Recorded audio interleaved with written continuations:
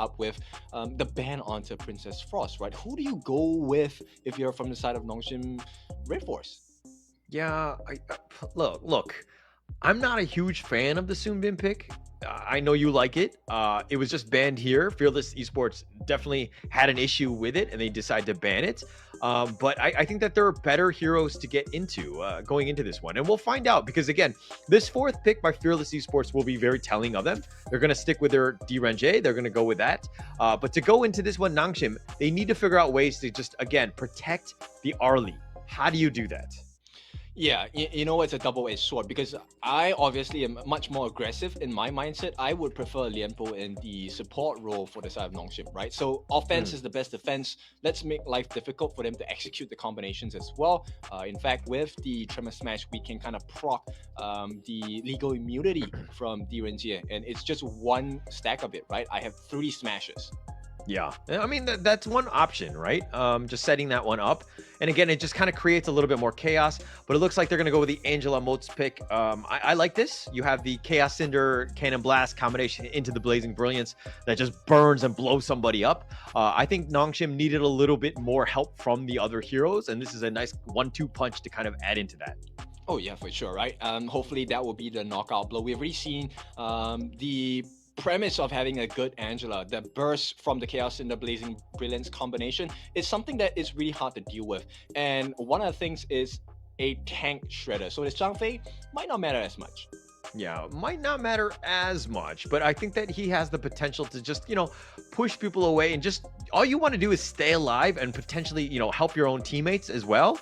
And so the Zhang Fei, again, very meta. I think that it's still a very good pick. You're almost always going to be okay with the Zhang Fei on your team. Yeah, for sure. And at this point, I like the lane pick. I think it looks like they want to mirror the aggression coming in from the side of Fearless Esports, right? So sure, you can have the dive coming in from the Zhang Fei. Our lane will do the same to your backline. Yeah, and the Elaine is great. Just trying to jump onto the Angela the Moats, the last 2 picks. So the Elaine makes a lot of sense. It has a lot of, ways to just get on there and just be like a attract attention. You can death at sunset either aggressively or defensively, depending on what you need. So it has a lot of potential. So again, it kind of rounds out the draft. I like Fearless Esports draft on this one.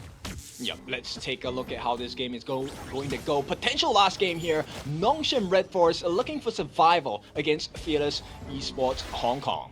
Yeah, and this would be huge for them, right? Nongshim realizing that they lost the first game, not the end of the world. Let's figure out how to bounce back, really stick it to Fearless Esports. Because right now, Fearless Esports must be feeling good. I mean, if they were to 2-0 both of the squads, you got to be feeling super confident going into day 2.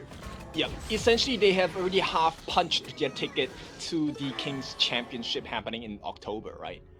Okay, half punch doesn't count, right? If you're gonna go to a carnival or fair, that's not how it works, okay? It's either a full punch or it's nothing, all right? All right, obviously I haven't worked as an ticketing admin before, but, this is how it's gonna be. Okay, yes. I just want to clarify because, none of this half-punching stuff, it's not going to happen. But, all right, let's talk a little bit about Nongshim. Of course, we know that Haku on the Ogren, probably your biggest carry here. But Fearless Esports, who needs to really step up in this game to just kind of close out the series?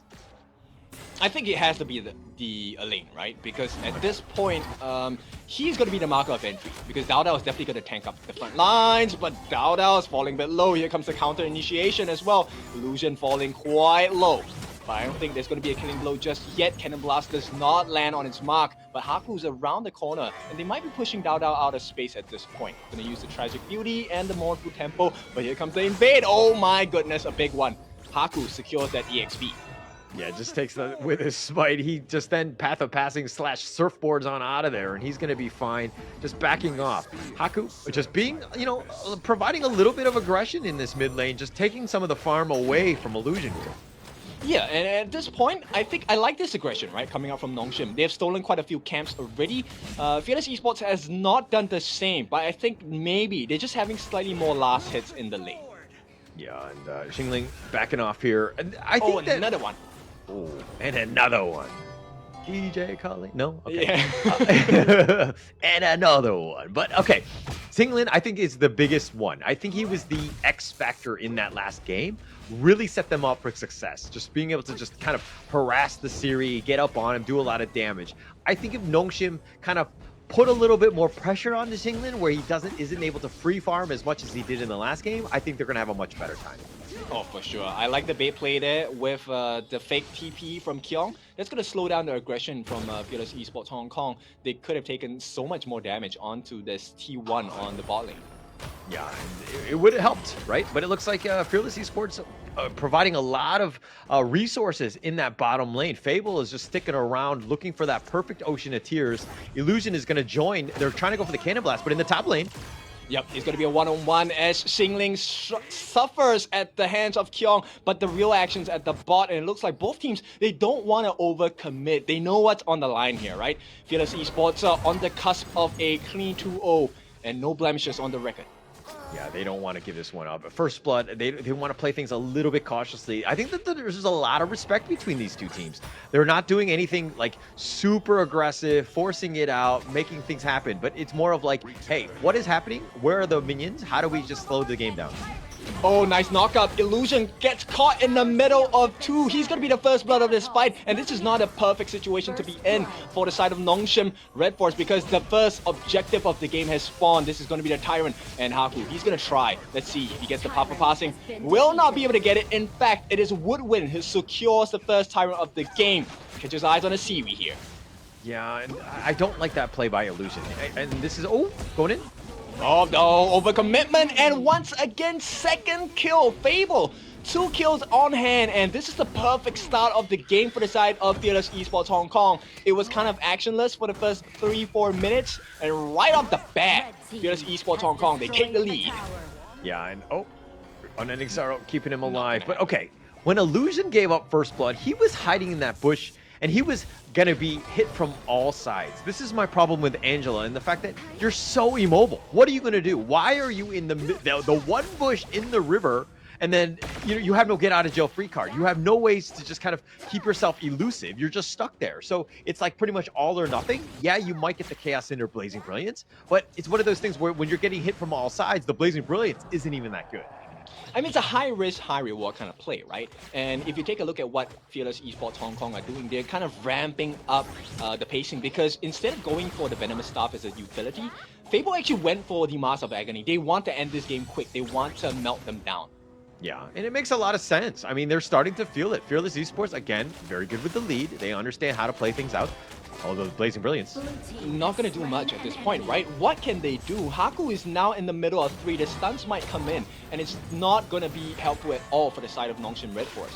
Yeah, but one thing to take note of, KK did fall in that bottom lane. Nongshim now have a numbers advantage.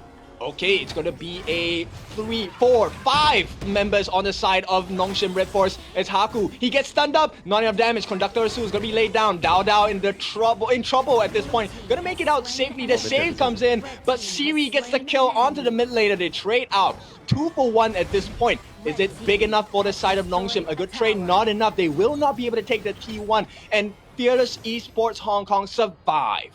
Yes, somehow survived, but I would say actually it's on Xingling, right? The bat signal was being put up in the sky. Haku was chasing after them. Everyone from Fearless Esports was on the run, but then Xingling came out and just destroyed Haku, got that kill, and that's going to be a huge one. Xingling with this superhero save. Okay, I didn't notice it, but how did KK die, man? KK just died. He got ganked in the bottom lane. I think he got Cannon Blasted and then just kind of set up with the Kyung. Okay, so I mean, we do see the merits, right, of Nongshim Red Force's draft with the instant combination. Cannon Blast into Chaos Cinders, instant kill because you have the Blazing Brilliance as well. Yeah, and I mean, it kind of set up. I mean, the draft is decent. I don't have an issue with it. I just feel like it's all about execution at this point. Yeah, but it's tough, right? Because they play from range, and all they have to do on the side of Fearless is to sidestep all of the skills, right?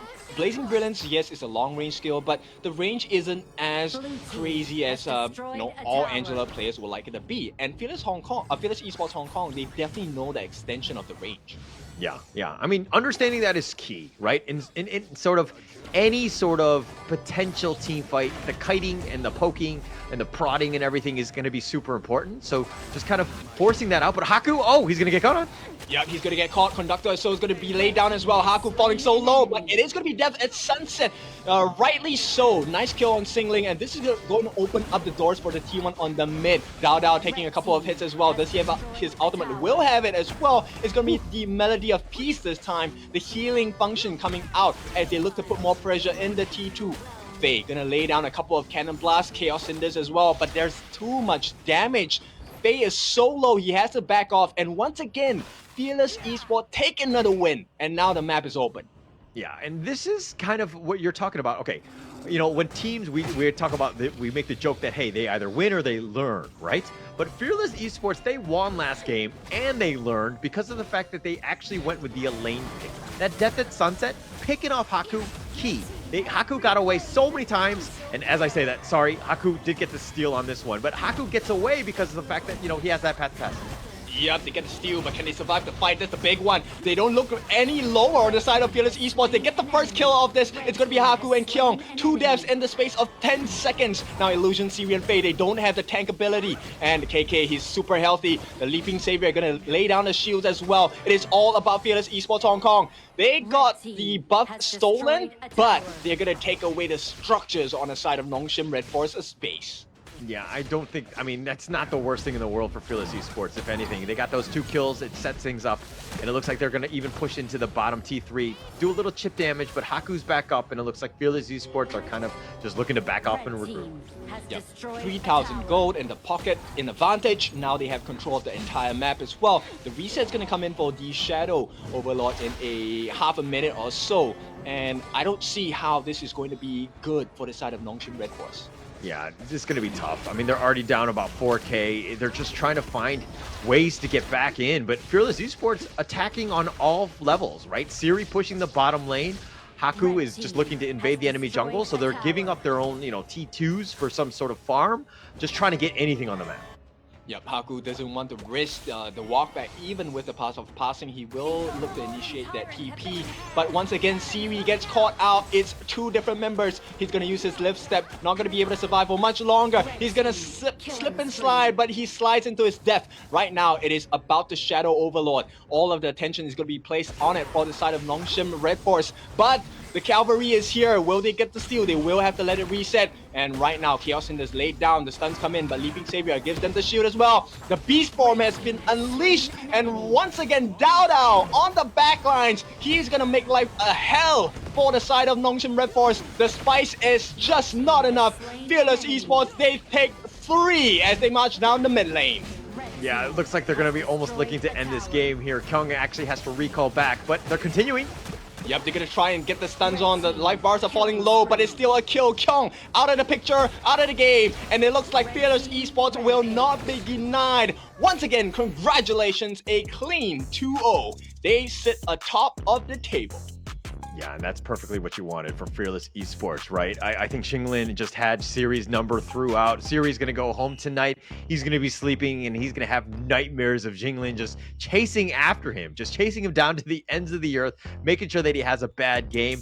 But Nongshim Red Force, man, they got pummeled on that one. Yep, he's going to need to go for a software upgrade